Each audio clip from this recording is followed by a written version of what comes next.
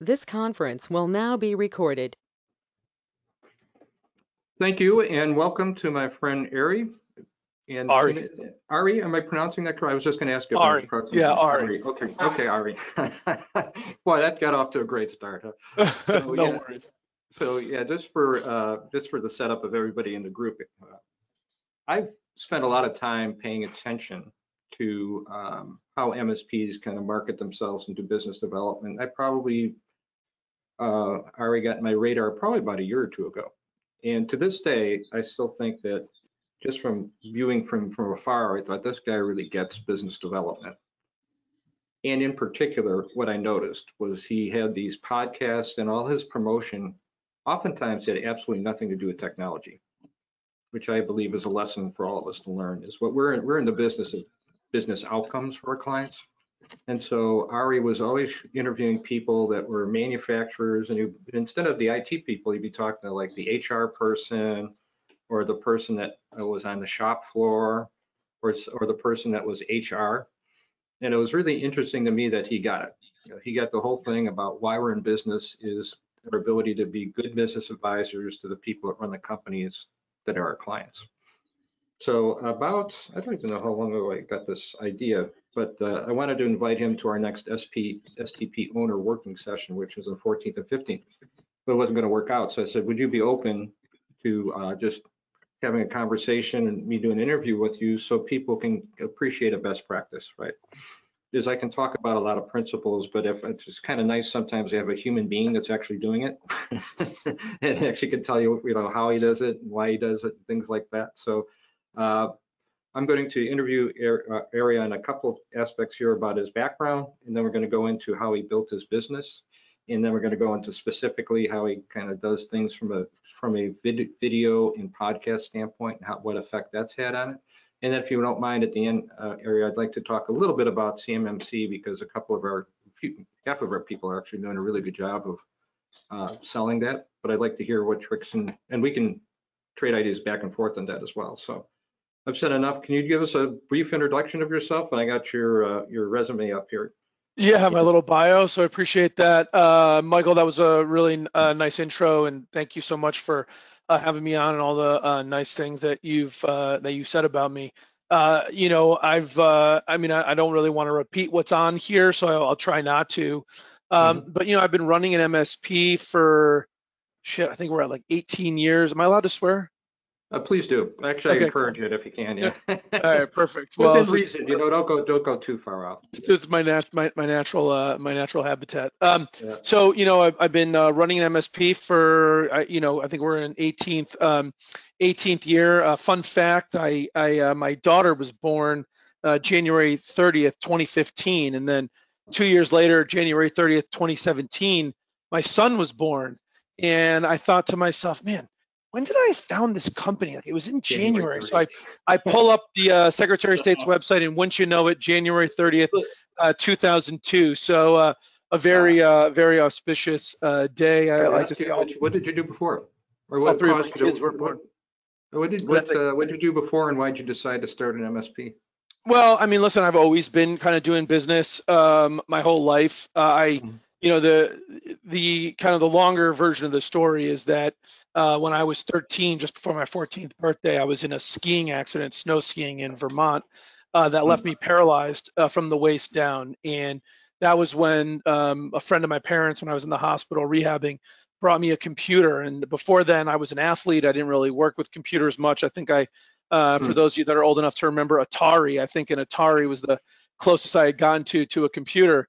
And but I learned I had an aptitude for it. I kind of cut my teeth on MS-DOS 6.0, and I started my first computer business at the ripe old age of 14. And by the time I graduated high school, I had a company called New Age Computing, which was very much a precursor to IT Direct in the MSP space.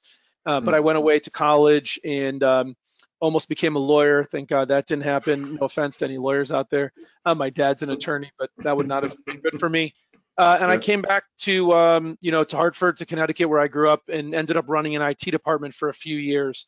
And just being in there running this IT department, it became readily apparent to me, what probably most people on this call know, that even back in 2000, 2001, it was clear that there was so many disciplines and so many things you needed to know to run an effective IT department. You needed to understand backup and disaster recovery and desktop support and server support and email and internet and cybersecurity. And that's only gotten more and more in cloud and SaaS now and all this stuff.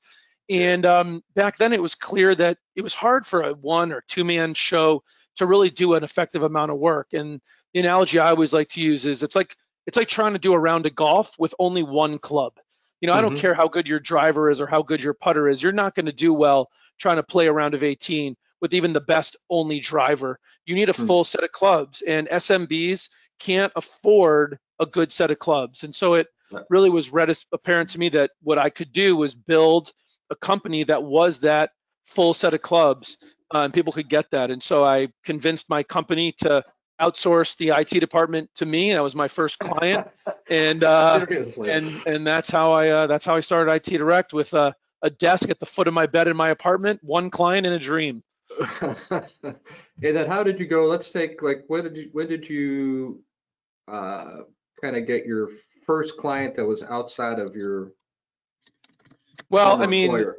Yeah. So listen, I did what I knew how to do. My dad was an attorney, as I mentioned. My mom was in private practice as a dentist, had her own practice. So I said, listen, I need you guys to do me a favor. I need you to open up your Rolodex, give me every business owner that you know, and I'm going to call them, and I'm going to use you to try and get an appointment. So I just called everyone, and I'd be like, hey, is Michael Cummings there? And they'd be like, yeah, who's this? And I'd be like, oh, it's Rafi Santiago's son. And then you'd get on the phone and you'd be like, hey, Ari, everything okay? And I'd be like, yeah, Michael, everything's okay. Thanks so much for taking my call. I just wanted to give you a call and let you know that I started a new business. Do you use computers in your office? And you'd say, yes. Like, what the hell is he talking about? And I'd be like, that's great. I started a computer business. We do support for other businesses with computers. Do you think you have a need or any work that I could maybe do to help your business? And most people would say no. And some people would say, well, maybe. And I'd say, all right, well, can we have a meeting? And, maybe half the people would take my call, half of those would agree to a meeting, half of those would let me give them a proposal, and half of those would give me some business, and just built it, slowly but surely. So how long did it take you to get to be like $1 million of revenue? It's a great question, man. It's been a while. 4 years, maybe? I was going to guess, right, 3 to 4 years. How long did it take you to get to 5 million? Well, we really got stuck. So I maybe hit $1 million in maybe 3 or 4 years, and then we stayed there. And it kind of bounced around, went up and down. And then in 2008, it was my my 31st birthday. I was like, what am I doing? Am I going to do this or not do this? And I committed myself to doing it right, which was about educating myself. And I joined a group called the Entrepreneurs Organization to really learn how to be a better business person, how to make myself better.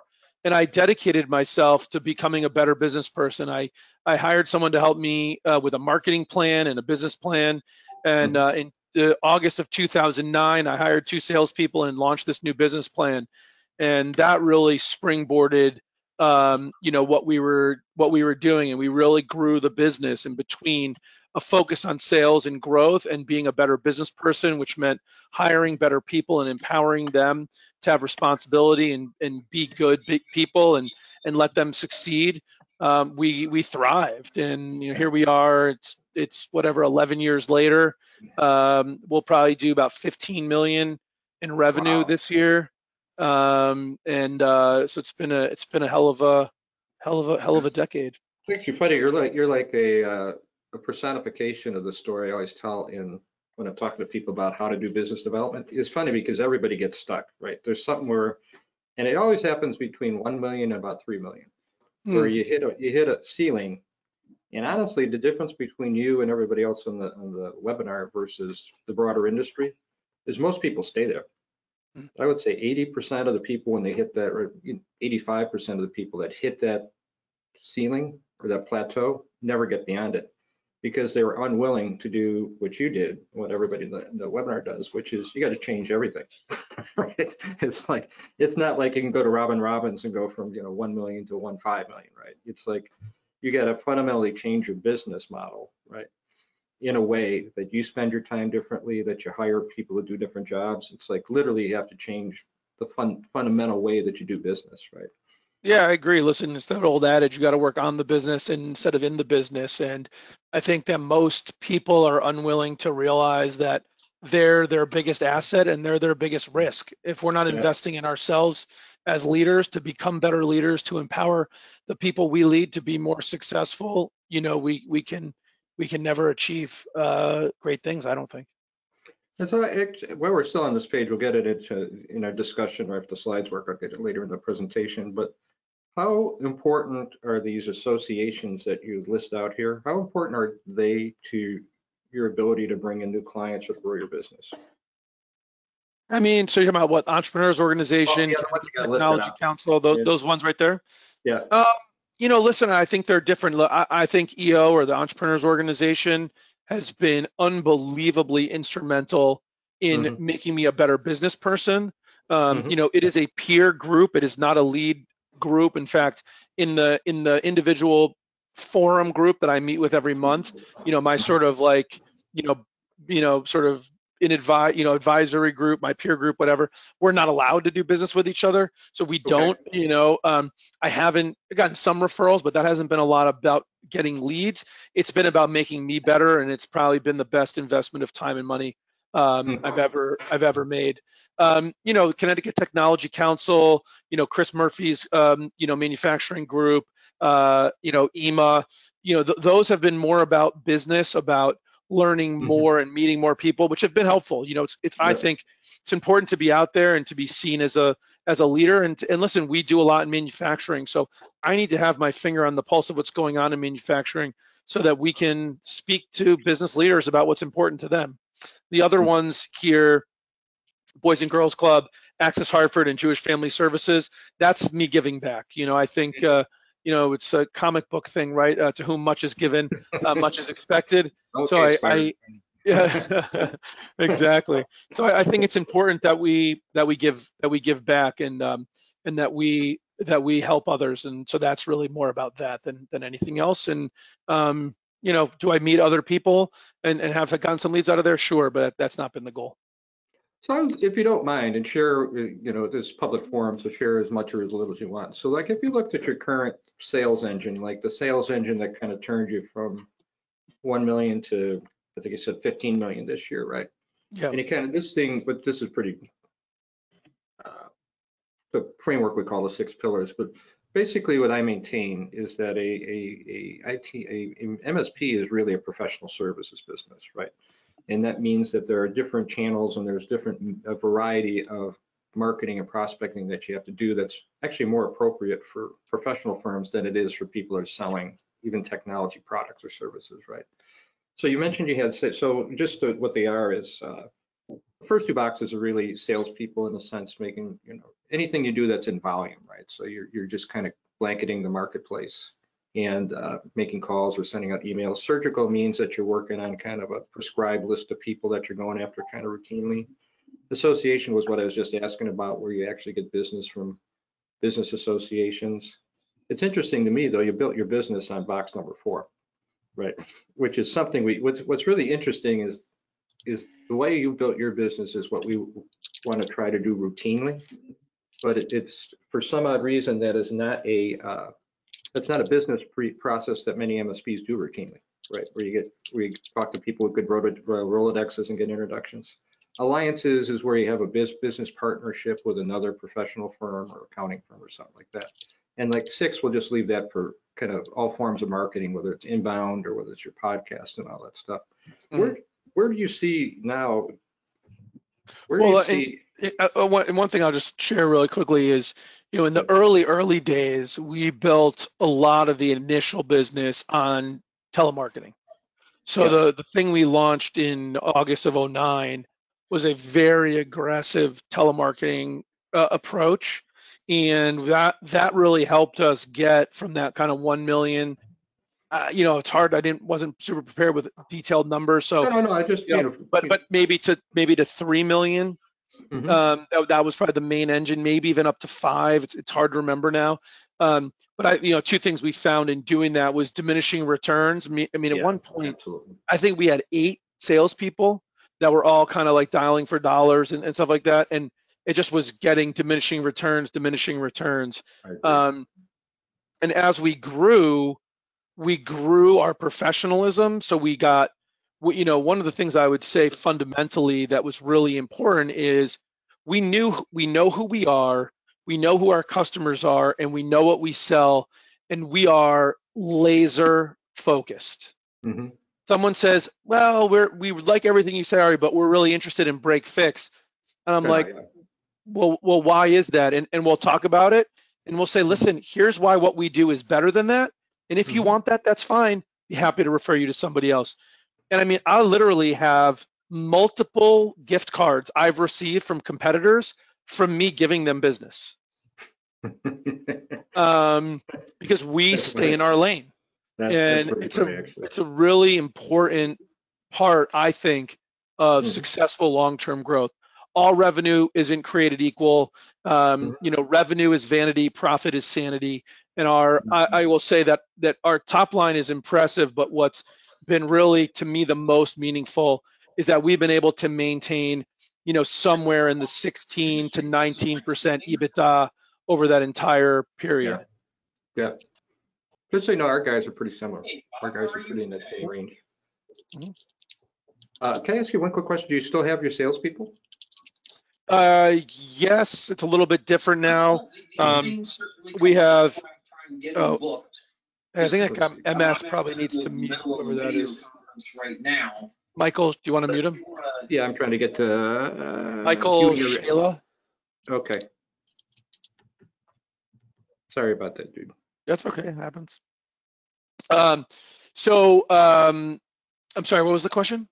So do you still have salespeople? Yeah, for sure. I understand. I'll make a follow-up in a couple of weeks. Okay. Can you mute him? Yeah, I'm trying to get to him. It's right in the list, way down under M there, or under S maybe, I don't know. Oh, there he is. Okay, sorry, I got him now. Why is he not muting, dude? I don't know. There it is. There he is. Oh, he's unmuted. There you go. All right, cool. Sorry about that. All right. So we have kept salespeople. I've got one right now. Kind of what we would call sort of outside sales rep, who's out closing. Working to close new business. And myself. And I do a lot of the closing still too. I will say that. I'm sorry. I was going to ask that. So you said, give me that again. You have 2 salespeople now? I didn't hear the first part of that. I've got one other guy who closes new business and myself. And then inside, we've got 3 people who are working on what we would sort of call, we call it inside sales, but it's not inside sales like calling out. It's, they put together quotes, they do inside right sizes for existing customers. So from our perspective, we have marketing. I've got 2 full-time, 2.5 people in marketing, and their job is to generate leads. Those leads get handed off. And then mostly, Steve, who's the other guy, kind of shepherds them through. And at this point, I help periodically to close. And I close a lot of the bigger deals as well. And it's bigger deals, 15, 20, 30 grand of MRR. And then on the client account management side, you mentioned you have VCIOs and CAMs, right? We don't have TAMs, just VCIOs. VCIOs. And do those all those people report to you? No. Okay. I have reporting to me. I have our director of finance. I have our chief operating officer. I have our chief technology officer. I have our director of marketing. I have our strategic or chief strategy officer who's in charge of all the VCIOs. Okay, that's where it's going. I think I'm missing someone which I feel horrible about. I mean, so a lot of the people here are kind of best practice. So they'll grow 25, 33% per year. They're just not up to your size level. But it's funny, they have basically the same sales model, right? Yeah. There are people who are generating, somebody that generates the opportunity, but still the owner or somebody else I would assume your guy Steve is pretty close approximation of you, right? Well, I picked up Steve in an acquisition last year when we bought. we bought his Yeah. company. So. Yeah, and so then, it's still the owner doing at least the discovery call, and then it's giving the sales administration backup for all the quoting and all that kind of stuff. It's an identical sales model for most of our guys, so we must be collectively, we're onto something, my friend. Yeah, listen, I think it's a good model because I think, when an owner's making a commitment to an MSP, Yeah. they are making a commitment to someone who's really got their life in their hands from a Yeah. cybersecurity perspective, from a productivity perspective, and it's a big commitment of dollars. And I think they want to look face to face with an owner, and I think it's important to be able to have that conversation personally. Yeah, because what we teach in this program too is that basically you want to treat a discovery call as if the person's already your client, right? So what they're really treating it as is kind of a dress rehearsal for what it's going to feel like to be working with you over time. And Right. so you want your best in front, right? Which is generally the owner and the person that can connect at that level. Yep. Just out of curiosity, do you still, like, even though it's not like it was when you're starting out, do you still, like yourself, think about people to ask for introductions, or you still do any of the systematic referral generation that you did when you first started your business? It's a really good question. Not as much, I mean, listen, there's alliances, there's, just Yeah. a lot of these relationships have sort of developed. Yeah. So It is kind of hasn't- interesting though, right? That it drops out of memory that way. Yeah. There's some people throwing some chats in the questions in the chat. Is that something you want me to address, or? Yeah, sir, if you can. I can't, I don't, I haven't been looking at them. So No, if you so see yeah, something so that I think catches your Bob, attention. I think Bob Wagner just asked about, do I form meaningful relationships with the break fixer, or do I throw the work to junk providers? Honestly, I don't know if it's Robert or Rob or Bob, but Robert, I'll say this. I stay in touch with the people who I pass off to, and I want to know how it went. And if they're not happy, I don't refer that person anymore, and I look for somebody else. And I will follow up. So if Acme Corporation calls me and they want a break fixer, and we agree with that, and I send them over, to I don't know, Tommy John's IT or whatever, I'll follow up in a month. Hey, how's it going? And maybe 6 months later, hey, how's everything going? And sometimes, to be honest, I'll ask them, hey, I know it didn't work out with us, but do you know anyone else who you think could kind of benefit from our thing?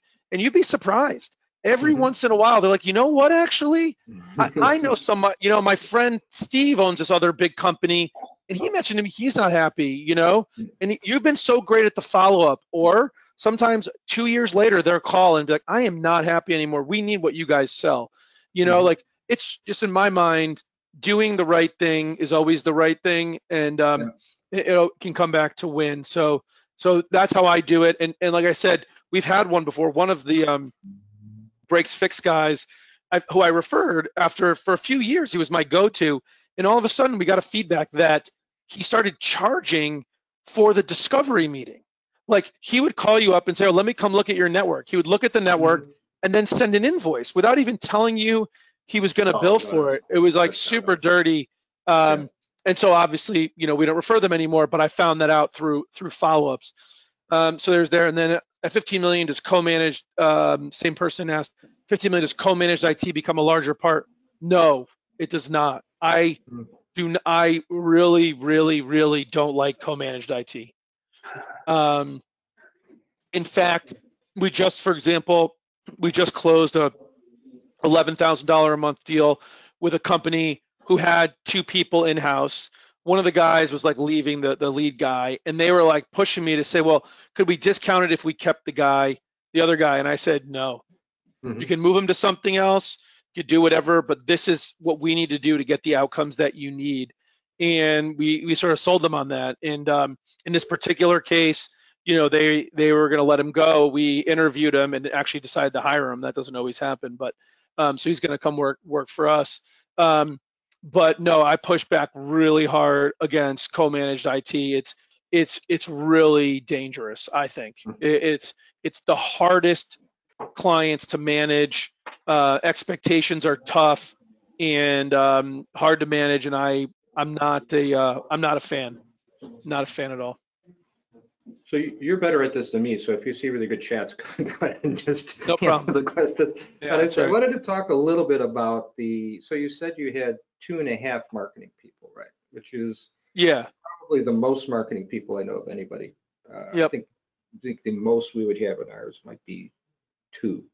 So Yep. what is it that they do, and how does that turn into like business? And I guess why do you?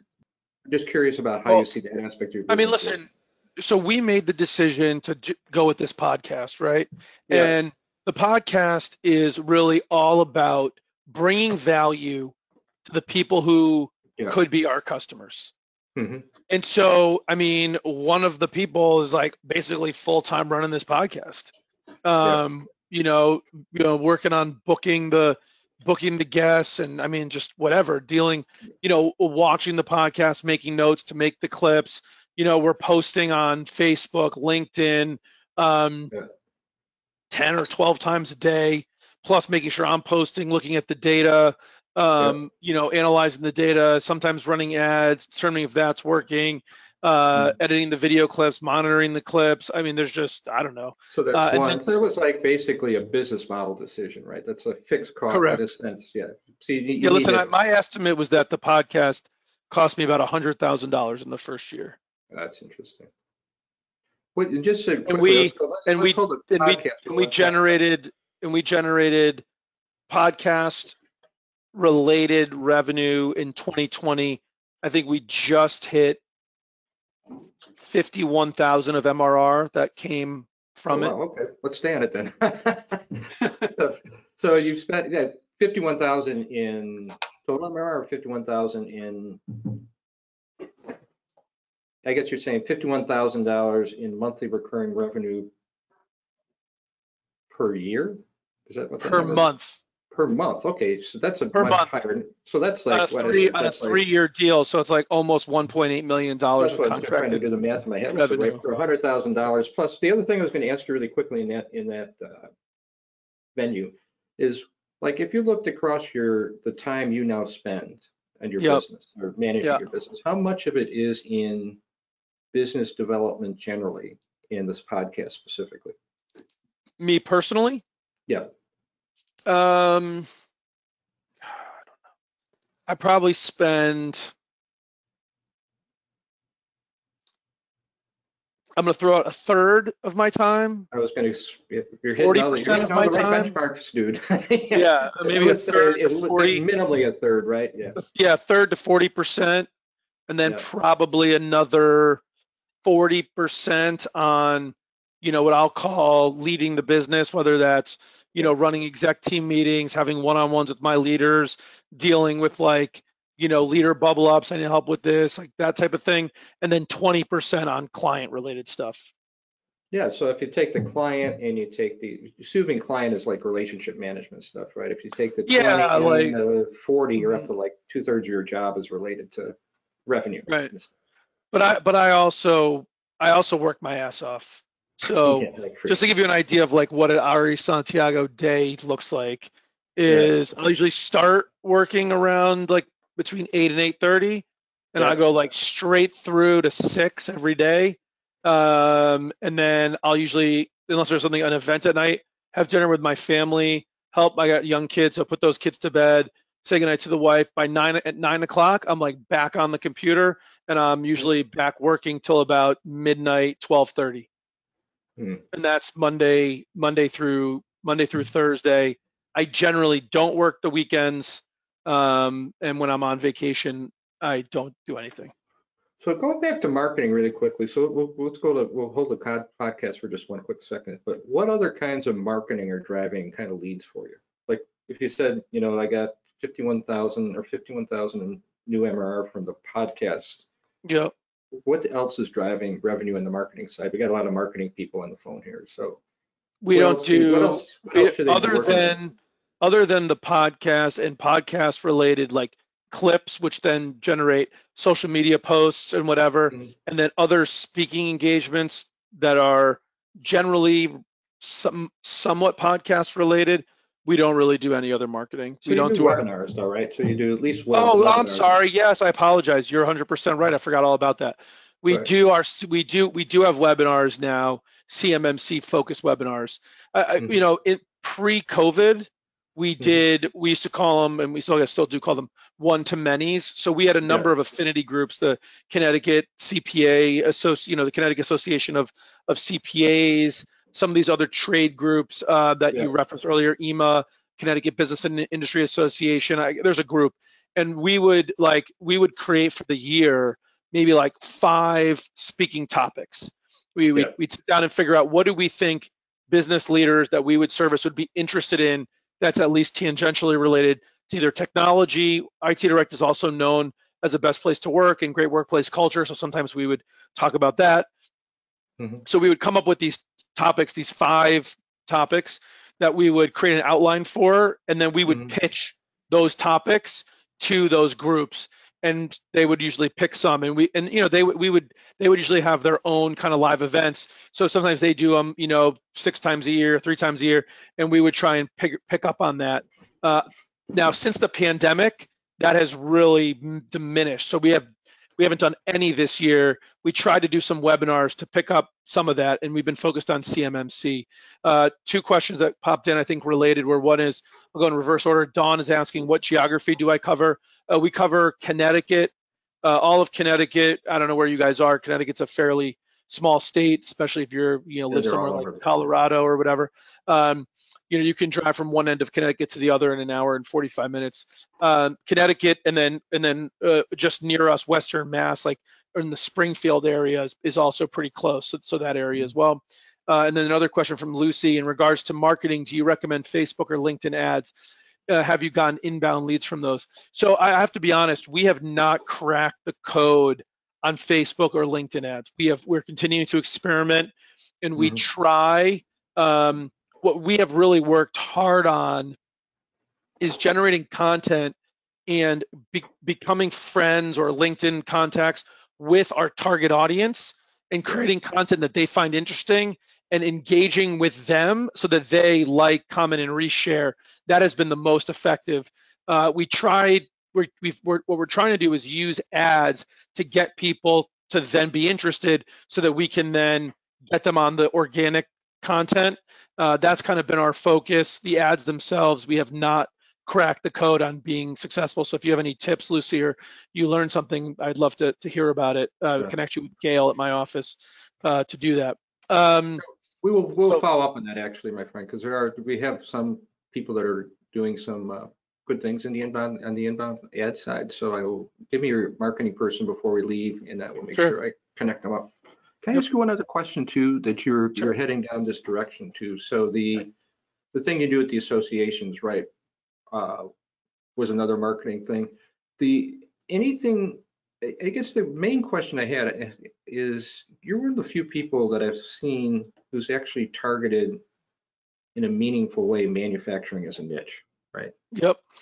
And most people are kind of too generic about manufacturing. Do you think about targeting manufacturing in different kinds of segments in different kinds of ways? Obviously, defense contractors is one, but is there any other, I guess, code that you've cracked in terms of thinking through manufacturing and what are kind of meaningful differences between manufacturers in an IT sense that helps?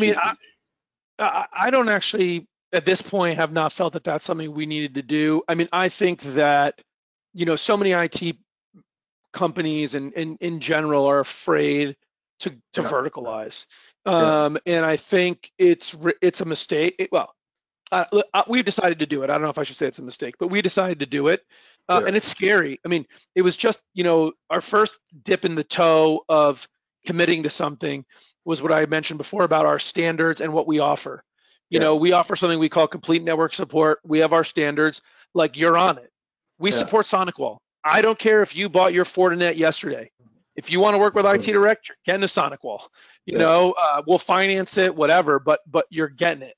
And that's just part of the deal. And as a company, you shouldn't care what firewall you have. You should care that you have a team of experts that knows how to properly manage and configure your firewall and get the VPN you need. Like, that's what you should care about. And the $1,500 or whatever that you're wasting on the firewall pales in comparison to not having a secure network, you know? So, you know, like you shouldn't care what antivirus you have. You shouldn't care, you know, like you shouldn't care what backup you have. You should care that it works. So we bring our tools, and that was our first commitment. And when we made that commitment, we saw the value it brought for our customers and what value it brought for us to be way more efficient and effective. I remember when we used to support, one time we sat down and realized we supported like 18 different flavors of backup. It was just fucking impossible. And we couldn't do it effectively. We were doing a disservice to our customers. And so, you know, it's made a big difference kind of getting off that. I think we got another person you need to mute there, Michael. KH. Know anything? He's been Where you at? He's been gone for Keith, got it. Oh, you got it. Cool. I'm sorry, I forgot where I was. Oh, yeah. So so when we went to Verticalize, we said, you know, we really need to get better. How can we have a defensible position in the marketplace and really say that we're unique and special if we're unique and special to everyone? You just can't be everything to everybody. And here's the deal: we can fool ourselves and say that, hey, well, everyone kind of has the same computers and needs the same stuff, and that's roughly true. But there's so many, you know, we probably all know about the line of business application, right? And you just if you really want to be a business partner with someone and truly drive business value, you got to understand their business, you got to understand their market and their industry and where they're going. And you can't know everything about lawyers and orthodontists and dentists and manufacturing and I don't know, whatever, right? You just can't. So we made the decision to try and verticalize. Give me 2 seconds and I'll wrap this. Okay. But sorry. So we looked at our business and we said, do we have natural verticals we're already working in that make sense? And we thought manufacturing was close enough and long-term care was the other one. And we said, all right, we're gonna start all of our marketing dollars. We're gonna do 20% general, 40% at long-term care, 40% at manufacturing. And we got some early traction in long-term care. But what we determined was that business, the long-term care business, the fundamentals of how they make money, how much they're relying on Medicaid and government funding and all that was just not sustainable from a growth business model. And so we love our long-term care clients. The small percentage that are doing it right are good customers, but they weren't a big enough part of the industry. Manufacturing worked for us. And so, you know, we built off what we had. And to your question about have we thought to go deeper, I haven't felt that there's been enough of a differential inside of manufacturing, at least in Connecticut, to make that difference. And so, you know, we do a lot of aerospace, a lot of, you know, defense, electric boat, you know, submarines is big here, jet engines and helicopters is big here, medical devices is big here, automotive is pretty big here. But, you know, in terms of their productivity, their needs, the ERP applications, they're all very, very similar. So we've been comfortable kind of being in those areas. And that's kind of what I would get clued in on too. So let's say you're meeting with me and I was a manufacturing CFO or COO, right? And you're going to have a discovery meeting with me. What are in your mind, what are the pain points you're going to be asking me questions about? Like from a manufacturing standpoint, what is it that you want to know about me and my business that would demonstrate that you guys knew manufacturing really cold and that you're tapping into the things that are kind of like essential to my business? Yeah, it's funny, you know, it's hard to like do it on the fly because just instinctually. Well, the way I do it is I let them talk. If someone's talking to me, they already know what their problem is. Yep. You know, and listen, as you could probably tell, I love to talk. So getting into the whole idea of, you know, God made you with 2 ears and 1 mouth, so you should use them in that proportion. That was very hard for me. But I got there and I just asked the question like, so tell me about what's going on. Or a lot of times I'll start off by saying, so I gather that I'm here because you guys have, well, actually, you know, I should be clear too. When we do the intro call, which I don't really do that much anymore, when someone calls to want to talk to us, we have like a list of like questions we go through. I could probably pull them up, but you know, that we go through. It's like kind of 8 questions that we kind of look for to kind of get a sense of where they are. So I get that, right? Like, you know, we'll ask them, tell me about your organization and yourself and your role. we've pre-looked at their website. So we are go in there saying, hey, we noticed you have this many locations. Can you tell me how many employees are at each location? About how many computers do you have? And like we ask questions that tell them off the bat we know about manufacturing, right? Like we'll say like, how many computers do you have that are attached to, you know, machines? You know, what's the number of employees you have on the floor versus in the back office? How many are on the road? You know, stuff like that. Tell us about your current IT support. What prompted you to look at other IT companies? What can you tell me about your decision-making process? What's the most important priority to you regarding your IT or your business in general? What's keeping you up at night? And then set next steps in their time frame for a decision.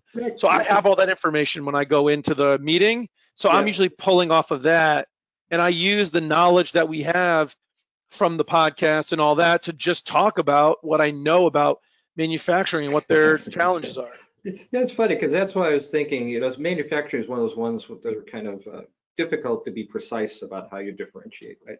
But to me, a lot of it is the words you just used, right? So like one thing they're obviously, you know, if you just follow through a manufacturing process, right? They got to get sales and orders, right? Is there any problem around those, right? And once you get the order, you know, it comes into your ERP, which runs everything. And my guess would be a lot of pain points that you find that are technology related is in the performance or the basically just how the ERP supports the business, right? Whether it's whether it's fast, whether it's the right ERP or whatever. But it strikes me, it's really not, it's not distinctive. It's really terminology almost, where it's instead of saying employee downtime, you're saying shop floor downtime, right? It's just terminology and knowledge, that terminology and questioning off that terminology is probably what's very distinctive about you in manufacturing, actually. But it's also important to know how their business works and what's important, what type of computer downtime matters to them, what kind of downtime doesn't, you know, like and it's also understanding pricing, right? Like if you just do straight user pricing, you got to be careful because not every user is a user. And, you know, sometimes the support is interesting because not everyone has a phone, right? It's not like supporting an accounting firm, right? Sometimes they got a problem on the shop floor, there is no phone. And those people don't have access to a phone. How do they get support? They don't have email to get to. So it's understanding that and having those conversations. Those kind of weird handheld things that they do to do the warehousing, right? So it's actually fascinating. But those things, Michael, come from us doing it all the time. And some of it, it's like you don't even have to learn it because it's just around the office. When you do so much of something, the things just sort of happen and it just sort of bubbles up. One thing, Eric Calderon asked about, what are some of your tactics for overcoming user resistance to change? And I just wanted to ask Eric if he could clarify what he means by that. I don't know if he wants to pop on or put a chat in there. I'm just not sure what users and what change. Happy to answer it. I just don't know I need a little bit of clarity on that. So as he does that too, I would just want to ask you one general category. Have you seen a lot of like supply chain pain? So like logistics, supply chain and all that kind of stuff being a pain to target to get into manufacturing. So things about how to get, you know, basically how do you get, because I've seen studies that said supply chain is like 70% of the cost structure of a manufacturing company. And a lot of our guys have been bringing in people that are, you know, in like trucking or warehousing and all that stuff. Do you see much of that in Connecticut as well? Well, we don't. It's not something that we deal with, so I don't know. You know, we don't deal with that, and we draw a pretty firm line, by the way, around the application, right? So we tell people, listen, you want to invest in IT, you should hire someone who's full-time working inside your ERP. There's a lot of wood to chop there and a lot of value to chop there. We'll make sure your ERP, if it's on-prem, that it's backed up and servers are solid and all that. If it's in the cloud, we'll make sure you can get access to it. But we don't want to be in there. We're not going to customize your screens. We're not going to be writing reports. That's not our bag. And so we really try and draw a very bold line around what we do and what we don't do. And we want to be great in the thing that we do, and we want to not be involved in the things that we don't do. So I'm going to ask that Ari and I are going to move on to another subject. I have to apologize for calling you Ari once in a while because that's the person I go to get my massages from. I go to massages like twice a month. That's all right. No worries. No worries. Ari and I are going to move on to. For the some- record, that person is not also me. Just so Okay. there was any confusion there. So as we move on to that, I'm going to ask the people that are in a marketing role at your company. I just want to say one more thing, Okay, Michael, fine. and I just want to, I mean, maybe at the end I would have a chance for this too, but I just want to, compliment everyone who is taking the time to be a part of this group and come and pay attention on this, on this webinar, not because of anything I'm saying in particular, but, one of the things that's been such a tremendous help to me is always learning. And every person I've ever gone to see, every person I've asked a question to, whether it's a prospect, a client, a customer, conversations I've had with you, like I'm always walking away with something. And the most important thing is to just implement one change.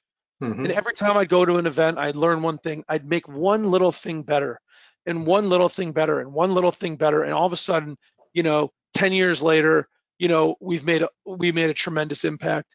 And I think it all starts with just showing up and trying to learn something. So congratulations to everyone. I appreciate that, because honestly, we've been doing this now with some of the people on the phone. We've been at this for like 4 years, 5 years, and what we've done is actually start to incorporate training for like the marketing people and training for the client account management.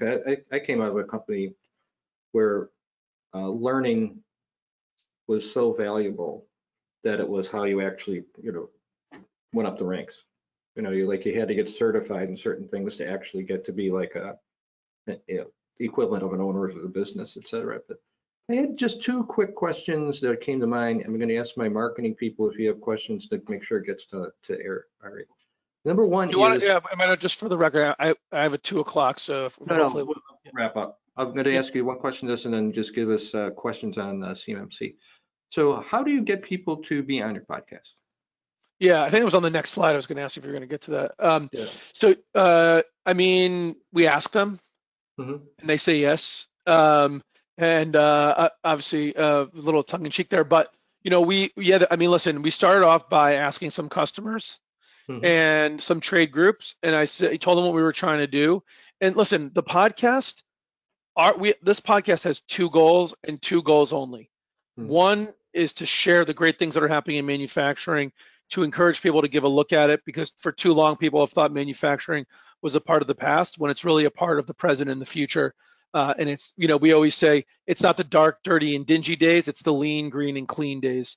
And it's really exciting. And the second one is to provide a platform for manufacturing leaders to learn from each other and to grow, because we believe a rising tide lifts all boats. And that is literally our focus. You'll notice that we didn't say anything about lead generation, didn't say anything about meeting people. And so we stick so true to that. Every decision we make about the podcast is all about those 2 goals and driving value. And, I believe that if we drive that value, that we'll get our story out there and good things will happen. And that's what we've seen. And so we've asked people, and in the beginning, when people were coming on the podcast, I'd say, hey, did you have a good time? Yes, you did. And I'd say, can you do me a favor? Could you think of 2 people that you think would like to be on the podcast? And we did that for the first maybe dozen people that were on. Yeah. And some said yes, some said no, and we asked them for 2 people. But now it's like almost self-fulfilling. I mean, we're booked up through November. I get people emailing us every week asking to be on. So it's kind of become its own thing. But we are holding true to who's on the show. We don't let it be an advertisement for people. We are all about bringing value to the audience, and we're sticking true to that. People have asked us, oh, can I sponsor? Can we do commercials? Like, we don't do any of that. We're all about bringing value to the audience, and it's been our laser focus, and that's how we're keeping. Curious, out of the 51,000 in new MRR, did anybody hire you because they were a guest on the podcast? I mean, I don't know if because they were a guest. I don't know how to answer that. I mean, was a guest and was a person that was a guest turned into a client for you? Yes. Okay, that's interesting. Never thought of that. So, and by the way, Eric had a clarification. Sure, I really meant client business resistance in regards to changing or evolving of IT infrastructure environment. So when you intervene from a compliance perspective, or when you're migrating a business to mirror your standards, this question is generated off your comment about pushing chosen solutions. Yeah.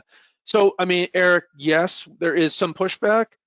but it's minor because we only, like, I don't make it a thing until the end, right? So we're you know, I don't know if you ever seen that kind of that picture where there's like the one dot and then there's one dot and then a bunch of little dots around it and then there's another dot with like 5 bigger dots and they ask which one of the middle dots is bigger. And it looks like the one that's surrounded by lots of little dots is the one that's bigger when in fact they're the same size. I think the concept there is that once we're having the conversation about business value and the impact to their business by having the right technology solution, the idea of like Fortinet versus SonicWall or Meraki versus SonicWall, it's like a non-issue because when we bring it up, we're just like, this is how we get you to the place you already agreed you want to go, and they're basically like, okay. So I'm going to be very respectful of your time, so I wanted to shift into, so I'm going to ask the marketing people, if I didn't cover something in marketing that you're curious about, this is your opportunity to send a chat. And my friend Ari, who's much better at this than I am, will keep an eye on the chat. But I wanted to talk about CMMC real quick. So number one, do you see it as a big opportunity for you? And two is, what do you think is your best advice about how to capitalize on that opportunity for the people that are, just for background, we have probably half of our people have already landed some CMMC work, and we're just curious about what's the best way to grow it, you know? Yeah, I'd love to circle up with those people offline. So we kind of ran out of time, just to like share some experience on that. I'm curious like how they're going about it, what the gap assessment scope looks like, and I'm happy to share, excuse me, what we're doing and just talk about sort of pricing and approach. So it has been a growing line of business for us. I think what's driven our success is in part that we're already looked at as someone that knows what's going on in manufacturing. So this has been an easy kind of tack on to that. Plus we have a tremendous person in Sammy Della O that works for me, who is just, he's just a rock star. And that's been really helpful. So, you know, advice I have is just, I mean, I don't really have as much advice, I think, as I'd love to get from people, but it's really doing what we do, which is making sure we're driving value. You know, I think one thing we don't do, and I don't know if people are doing this, but, you know, I know you can run like a rapid fire tools network discovery with their CMMC compliance thing and give them a report. We don't do that approach. I'm not, maybe that's right. I'm just saying we don't do that. We kind of do a much more like a deeper dive to help get them in there. You know, and try and bring value that way. And I'd say that our success is 50-50. You know, we are hearing from some people that it's more expensive than they thought. I'm not sure that that's our problem as much as it is they're not, you know, not understanding how much it takes to do that. The people that have signed up for it, and I think we've completed 4 or 5, have been very, very happy. So. If you're interested, we should capitalize on that because I think we're all figuring it out. So there's on the phone, there's probably, or in the webinar, there's 2 or 3 of the SDP guys have gotten, I want to say 3 to 5 engagements. I would love to have a separate call with Sammy on. That'd be great. Yeah, that'd be great. I think the one thing I just wanted to mention, I think it's true, is this manufacturing extension partnership. I don't know exactly what it is, but it seems to be a common denominator for people driving some business. So our MEP has not been helpful. We have a relationship with them, and I think unfortunately they're trying to do CMMC gap assessments, and so it's been in our case, you know, I don't want to call it a bone of contention, but you know, it's been a little problematic from a lead. Generation. You know, I think we're all in the same boat trying to figure it out. Like I said, Keith, who's in Maryland, has, I want to say, 2 existing clients that need to get it, and then our friends in Virginia have gotten, I want to say, 4 or 5. Yes, I know someone in Virginia who told me the MEP down there has been very helpful. Yeah, so I think that's where they're getting that. But if you're open to it, we'll get a subgroup going. Yeah. As long as you realize none of us have the answers. Yeah, well, that's neither do I. So we get it together. By the way, Rob asked, "Is my group CMMC certified?" Well, no one is because they don't have the certification process done yet. But we are going to be CMMC level 3 compliant, and we intend to be audited and get an actual certification when we can. So we're on the process for that, but we don't have it yet because you can't get it. Tell me also that you have to, is it true you have to be CMMC certified yourself in order to be an MSP for somebody that's at that level? That's a great question. That's a Sammy I question. think I the don't answer know. is X. I think the answer is It, yes. it seems to me that that would be logical, but Yeah. I haven't read that specifically. Our belief is we should, and this is what I tell people too, back to the question Eric asked, what I tell people too is we eat our own cooking. If Mhm. we are a Datto partner, we have a Datto. If we're a Sonic Wall for you, we're Sonic Wall for us. If we're telling you CMMC level 3, we ought to be CMMC level 3. And so, Mhm. we believe in eating our own cooking, and so that's part of the reason why we're going to be level 3, but also because it's a best practice, we think. So if you don't mind, take a look, because it looks like there's more. Any other questions there No. for anybody that's want to be from a Oh, marketing? if anyone else has a question, feel free. Yeah. Pop a question is if there's anything on the marketing side, particularly that we didn't cover.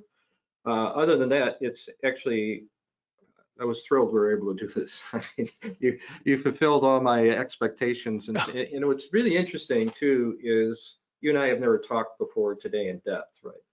But it's interesting the success patterns that you've experienced and what we are trying to put in place for SDP are identical. And what I found fascinating personally is that sales model of one outside, small outside sales force supported by sales admin with the owner and another senior salesperson seems to be a model that got you to 15 million, right? So Yeah, it's listen, really curious. It's really fascinating to see how solid those patterns are throughout the industry. listen, I would say the keys to the success are being committed to standards, being committed to one product way of doing it, so I don't have to manage 17 million different ways. And what we've seen is our average month MRR per client has steadily climbed year over year over year. So if we're only closing 6-10 deals a year, but the average deal's $9,000 MRR, that's a nice year. And so I believe this business is a very simple business in this sense. Find customers that believe what you believe, Yeah. help them to get on board with your company and make them be successful. Find employees who believe what you believe, help them get onto your company and help them be successful. And it's not, IT Direct's secret has not been growth, it's been lack of attrition on the employee side and on the customer side. Yes, we've grown and we've had steady, great, solid years. I don't think we've ever had a better than $100,000 of new logo MRR per year ever in a given year. But we bring on companies in the right way who believe what we believe, and we are laser focused on making them be successful. When they're not happy, I'm in there making sure that they get happy. Like, we want them to stay. And it's been that retention that has been super helpful to build that growth over the long term, I think. It's funny to me, and I'll let you go right after I say this, is the thing that you don't realize, actually, because it's so innate to you, is the real secret is how much you put yourself into the sales and client account management, all that stuff with your company, right? When you said you put 60% of your time in there, to me, that tells you don't really think about that, but that's what you see your job as, right? Almost by definition, because that's how you spend your time. So I think you're so wired to be an entrepreneur. Sometimes you don't realize that that's your job. Yeah. You have a lot of other jobs, but that's the job that you love and you're passionate about. So it's running up against your time. So I really genuinely appreciate this, my friend. It's been great for me, and I appreciate the time investment, and I will follow up with you on both the CMMC side and connecting your marketing people with our marketing people. That's great. I appreciate that. Thank you guys for having me. I hope it brought people some value, and I wish you guys all the best of luck. Have a good day. Thank you. All right. Bye-bye.